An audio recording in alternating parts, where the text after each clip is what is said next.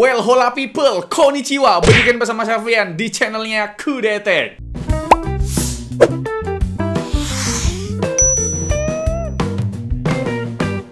Setelah videonya Megabook T1 yang versi AMD bre, itu lumayan viral ya. Kita jadi penasaran ya, sama yang versi Intel. Kira-kira semenyenangkan yang versi AMD atau malah biasa aja? Jadi ini dia bre, Tecno Megabook T1 versi Intel yang pakai prosesor Intel generasi ke-12 yaitu Intel Core i5 12450H. Kalau dari segi desain jujur lebih suka yang versi AMD sih ya. Walau masih pakai bahasa desain yang sama, tapi sisi punggung yang versi AMD lebih clean dibandingkan versi yang Intel ini yang menampilkan emboss Megabook dengan aksen bergaris bre. Perbedaan lain ada di angka bobot dan dimensinya. Bobotnya ya mirip-mirip di 1,4 kg sih, tapi buat ketebalannya malah lebih tebal yang versi Intel ini bre. 15,6 mm berbanding 14,8 mm.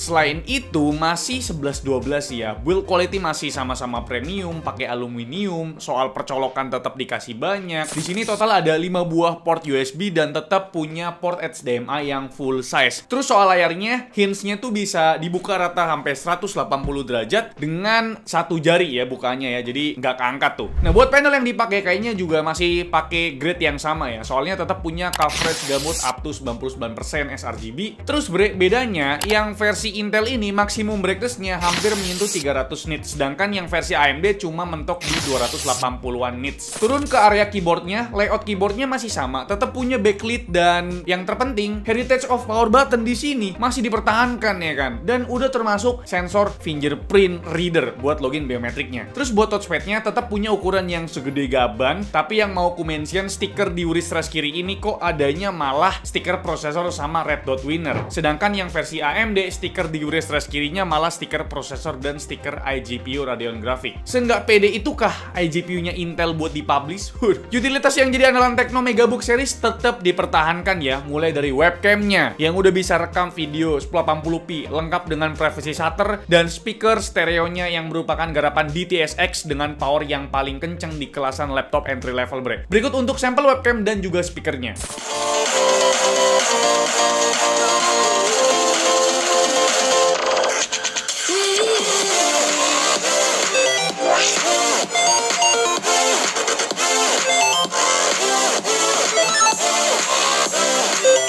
Oke bre, ini adalah kualitas rekaman menggunakan webcam dari Tecno Megabook T1 yang versi Intel ya.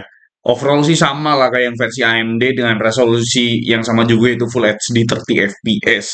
Tapi gimana menurut kalian? Coba komen di bawah. Dan sampailah ke pembahasan utama dari video review Tecno Megabook T1 yang versi Intel ini, yaitu pembahasan performa dan spesifikasi ya. Laptop ini pakai prosesor Intel Core i5 12450H. Huruf H di sini menunjukkan kalau prosesor ini high performance. Sedangkan unit Megabook T1 yang versi AMD kan pakainya Ryzen 5 5625U. Huruf U di belakang artinya prosesornya tuh low power. Nah bre, apakah dari penamanya doang udah bisa dipastikan kalau Megabook T1 yang versi Intel lebih kencang dari versi AMD? Jawabannya bener. Setidaknya dari segi performa sintetis si CPU-nya doang ya. Dan berikut grafik perbandingan performa single core dan juga performa multi core berdasarkan Cinebench R23. Selisih performa single core-nya emang terpaut cukup jauh ya, sekitar 21%. Ini terbilang wajar karena emang Intel itu terkenal banget punya kemampuan single core yang lebih baik dari AMD. Tapi kenapa performa multi core-nya selisih 6% aja? Nah, ini fakta yang pahit bre. Ryzen 5 5625U emang cuma punya 6 core, sedangkan Core i5 12450H itu punya 8 core. Tapi perlu kalian perhatikan nih ya kan, core di Intel itu kan hybrid, terbagi jadi 4 performance core dan 4 efisiensi core. Jadi masuk akal banget kenapa performa multicore antara kedua prosesor nggak begitu jauh. Karena sebenarnya bre, 6 core-nya AMD itu cuma ngelawan 4 performance core-nya Intel yang powerful, tapi dibantu sama 4 efisiensi core yang bisa digambarkan ya kurang berpartisipasi di high workload gitu bre. Contoh gambaran lain ya, berikut ini adalah grafik score PC Mark di simulasi workload esensial yang lebih ringan seperti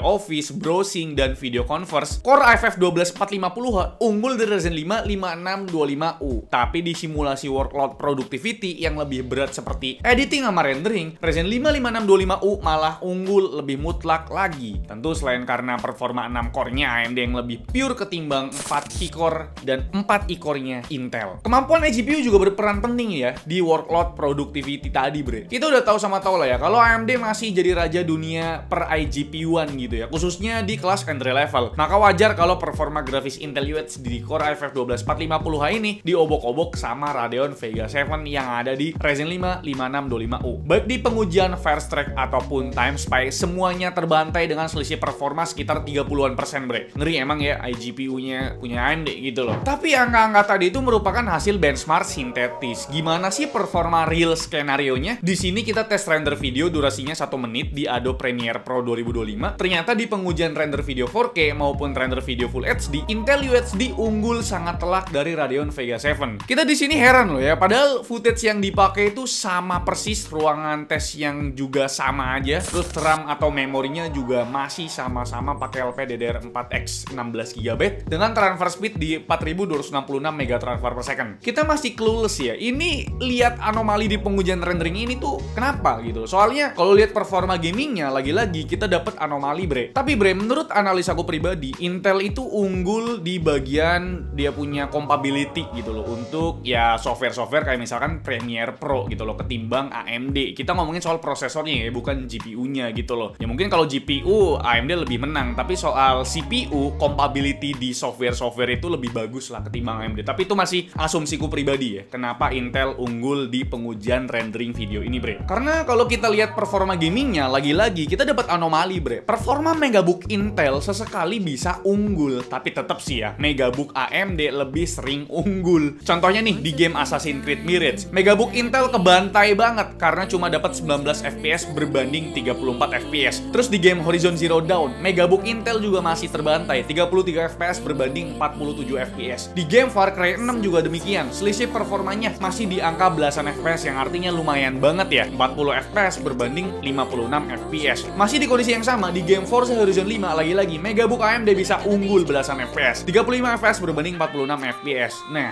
anomali mulai terjadi nih. Di game Cyberpunk 2077, performa kedua laptop ini malah sama aja dengan rata-rata di 29 FPS. Terus di game Valorant juga performanya serupa, sama-sama dapat rata-rata di 129 FPS. Dan puncaknya di game Dota 2 malahan Megabook Intel berbalik unggul dari Megabook AMD, 91 FPS berbanding 74 FPS. Oh ya bre, ada disclaimer nih ya, angka-angka tadi merupakan performa gaming tanpa record ya. Kalau record pakai Windows G palingan ya selisih 2-3 FPS aja nih. Dan hampir ketinggalan ya bre, soal baterai. Walau Megabook Intel ini udah ditenagai prosesor hybrid yang punya efisiensi core, nyatanya di pengujian kami masih belum bisa ngalahin ketahanan baterai di unit Megabook AMD. 10 jam berbanding 12 jam dengan pengujian yang sama, streaming video di YouTube 1080p dengan volume level dan brightness level di 30%, bre. 10 jam baterai life buat laptop entry level udah termasuk yang irit banget, bre. Wajar sih ya, kapasitas baterainya juga jumbo di 75 Wh, sedangkan buat charging time-nya tetap lambat sih ya, sebab rating adapter semini ini cuma 65 watt yang pakai teknologi terbaru yaitu gun power ya kan. Makanya ukuran adapter powernya tuh sekecil ini, bre. Dan terakhir kita mau bahas soal suhunya. Tapi sebelum itu kita mau kasih lihat ya cooling sistemnya dari Megabook Intel ini, bre. Ternyata jumlah kipasnya ada 2 ya, tapi heat pipe-nya masih 2 buah juga. Ini masuk akal sih ya, soalnya kan prosesor yang dipakai tergolong high performance. Jadi wajar aja kalau ada improve dari cooling system di unit Megabook AMD. Kalau di kondisi idle, suhunya masih sama-sama di 33 derajat Celcius dengan TDP jalan di 3 watt. Sedangkan buat skema penggunaan produktivitas, kita lock pas lagi running PC Mark, ternyata lebih adem di unit Megabook AMD. Rata-rata suhunya mencapai 57 derajat Celcius berbanding 42 derajat Celcius. Bahkan lonjakan suhu di Megabook Intel tembus 85 derajat Celcius saat pengujian rendering nih. Sedangkan di pengujian yang sama, unit Megabook AMD cuma mentok di 67 derajat Celcius aja. Angka TDP-nya juga unit Megabook Intel lebih tinggi, bre. Power spike-nya tuh bisa tembus 40 watt walau rata-ratanya ya cuma 13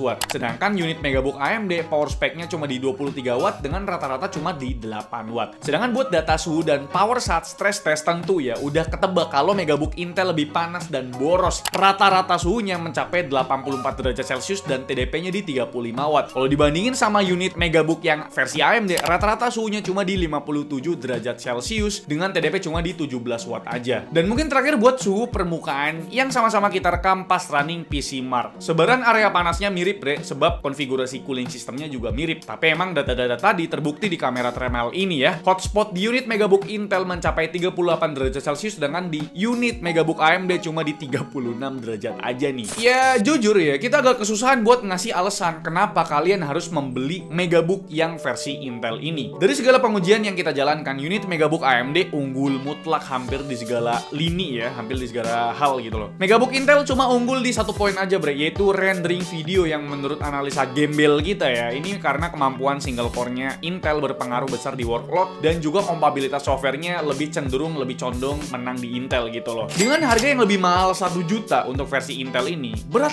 rasanya buat pilih Megabook Intel ya. Udahlah bre, mendingan yang ambil yang versi AMD aja. Ini malah ada yang versi baru, yaitu yang pakai Ryzen 5 7430U. Kayaknya menarik nih ya. Perlu kita review nggak? Semuanya di review ya, kalau bisa gitu loh. Dan kira-kira gimana menurut kalian? Coba dah komen di bawah. Mending AMD atau yang Intel nih ambilnya, oke?